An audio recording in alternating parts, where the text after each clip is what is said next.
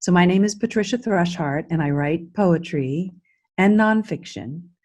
Um, and my poetry touches on a number of different subjects, especially the natural world, the sacredness of the natural world, and its impact on us. And my nonfiction is primarily about untold stories, particularly historical women's stories.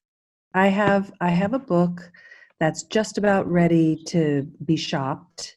It's been 2 years in the making, and it is it's a biography and also a family history about a family that's well known in the area here in Brookville, Pennsylvania.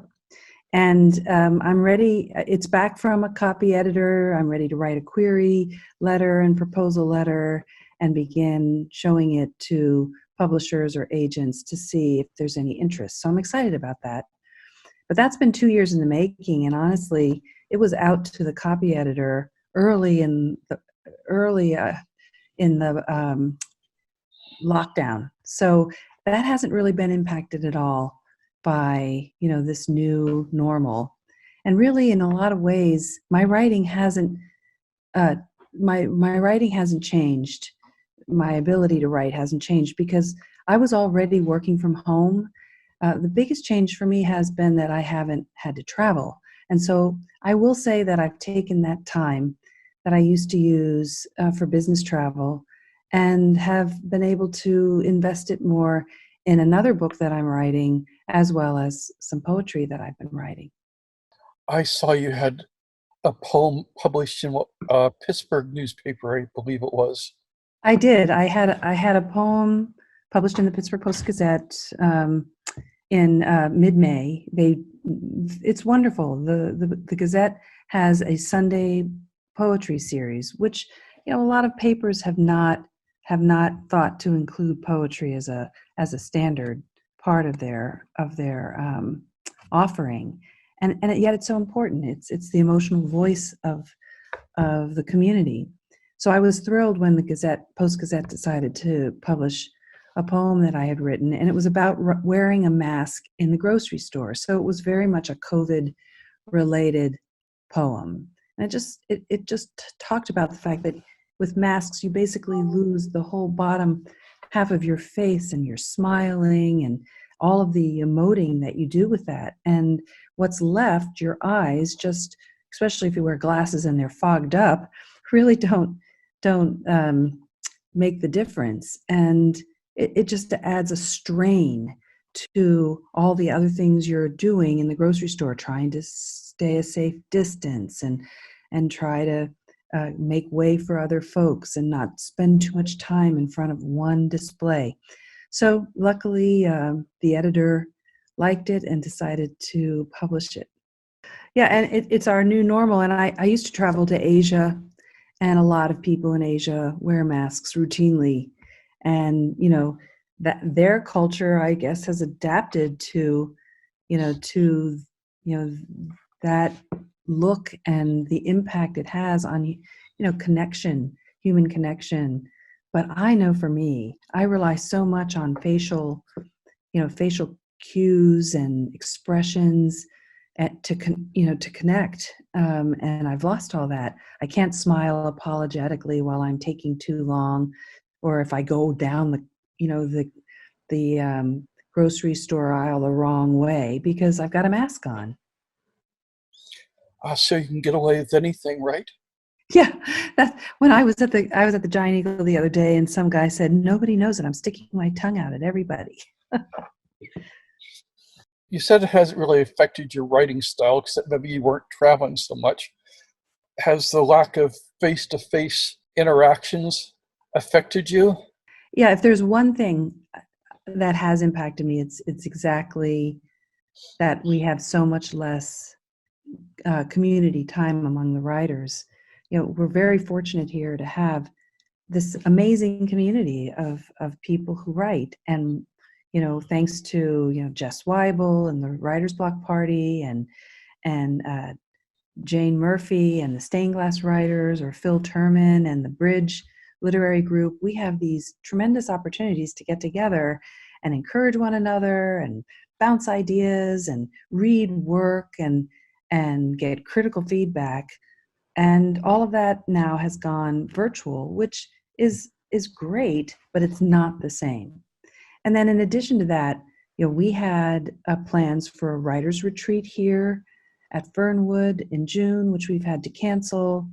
And, we just missed people coming over and sitting around and talking about their writing and, getting into philosophical discussions that, that enriches our writings. So that's been the biggest impact.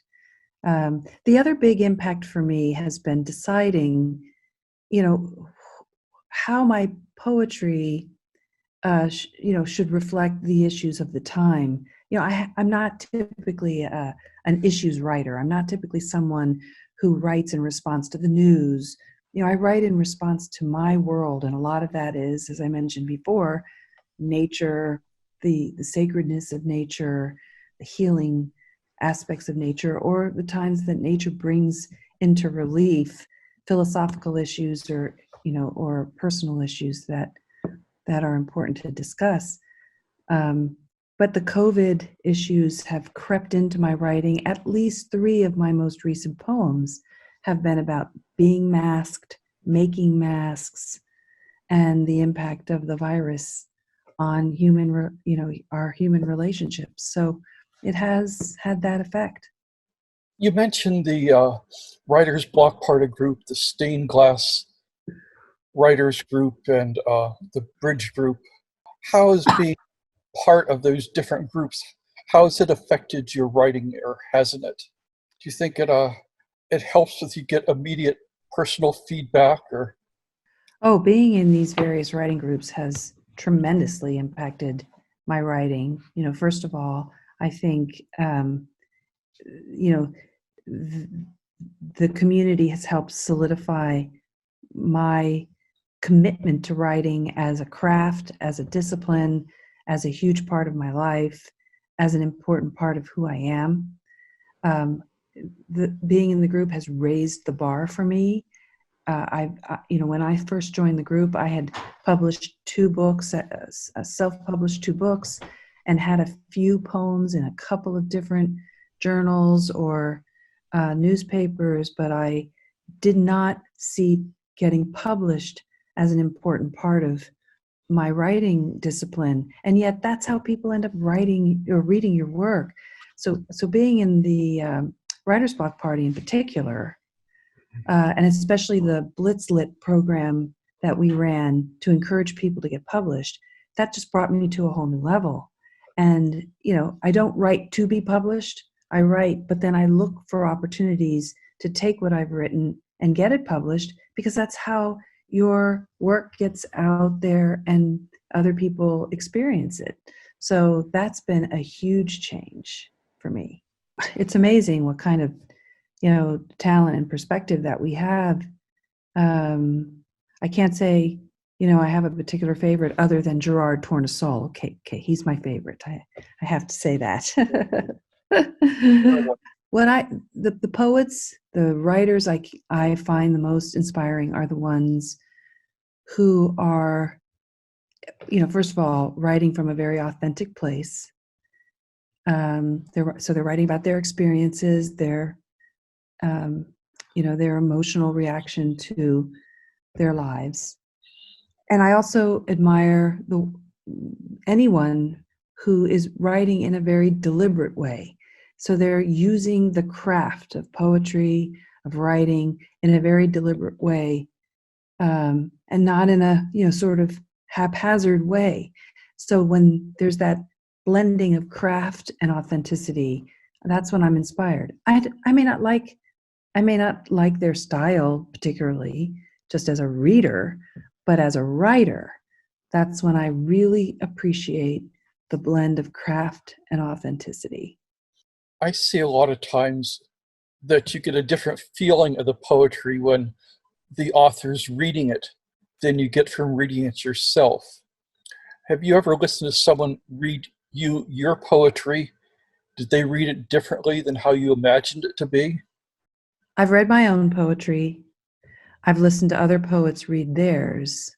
And poetry is meant to be read. It's meant to be heard. It's, it's an oral art form. And I have heard some people read mine. I also even just will set my phone to read my poetry back to me while I'm working on it, so I can hear the cadence and the rhythm and where I've made the turn of phrase. Um, but I've never had a situation where someone has read my poem and changed it in the very act of reading it.